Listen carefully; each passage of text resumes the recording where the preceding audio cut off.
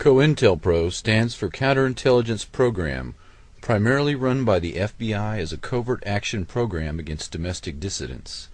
The use of infiltration, psychological warfare, harassment through the legal system, and the use of extralegal force and violence, including murder, probably began in the 1950s and is now a permanent feature of U.S. government. Targets included the civil rights movement, the women's rights movement, the anti-war movement, the environmental movement, opposition political parties, and basically any progressive group in American society. The Senate and congressional hearings into the activities of the FBI and CIA were crushed. The Senate committee's report was edited by the agencies being investigated before its publication. The House committee's report, including an account of FBI and CIA obstruction of its inquiry, was suppressed altogether. Senator Church and Congressman Pike, the committee chairs, were both targeted in their re-election campaigns by the intelligence agencies and defeated, their careers destroyed. The Freedom of Information Act did open up access to FBI documents, and lawsuits forced the release of some Cointelpro files to the media, but the most important files were withheld or destroyed, and former operatives report that the most heinous crimes were never committed to writing. William C. Sullivan, who ran the Cointelpro program in the 1960s, was killed in a 1977 hunting accident shortly before giving testimony to a grand jury in 1977. The only two FBI officials who were ever prosecuted for Cointelpro crimes were quickly pardoned by President Ford.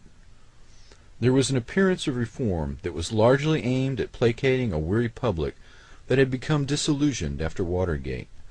The most prominent target of Cointelpro in the 1960s was Dr. Martin Luther King, Jr., who received a blackmail letter from J. Edgar Hoover that detailed the existence of Dr. King's extramarital affairs and suggested he should suicide himself to preclude the release of the material to the press and its negative effect on his family and his movement.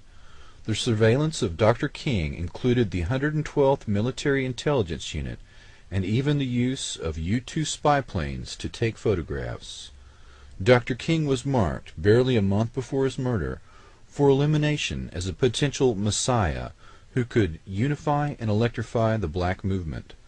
The FBI planned to replace him, quote, in his role of the leadership of the Negro people, with conservative black lawyer Samuel Pierce, who was later named to Ronald Reagan's cabinet.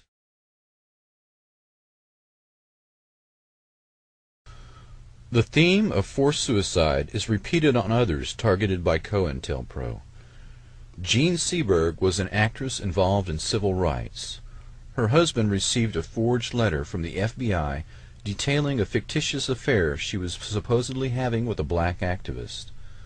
The actress was pregnant at the time and attempted suicide, had a miscarriage, and eventually did commit suicide. Forced suicide on a Cointelpro target allows intelligence agencies deniability for the crime. In effect, it is the perfect crime.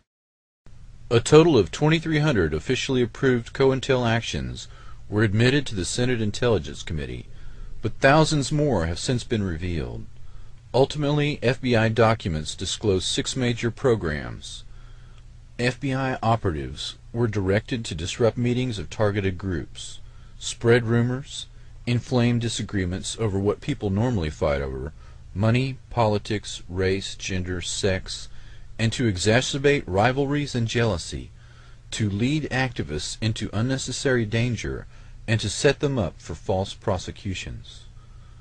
False news stories, forged documents, and anonymous letters and phone calls, as well as pressure on landlords and their employers, make up just some of the strategies used against activists. The major violence of the domestic terrorist campaign was directed at the black nationalist and American Indian movements. These individuals were readily imprisoned on false charges or assassinated.